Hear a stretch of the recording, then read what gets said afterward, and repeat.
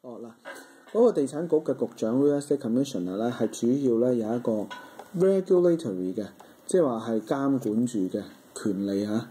喺呢個 subdivision 度 ，subdivision 即係話一個地方佢咧切，然之後咁樣係關於咩咧 ？concerning 關於咧原來係去佢嘅財務嗰方面嘅安排，好使佢咧一定咧成個project 咧係完成到嘅。咁咧嗰個 Real Estate Commissioner 咧，佢有個叫做 public report。咁佢嗰個 public report 咧，裏邊咧就係包含咗一啲細節，係點樣將呢個分拆呢樣嘢咧係完成咗嘅。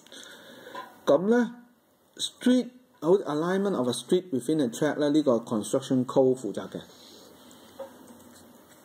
city 嗰個。Design of the improvement to ensure proper drainage。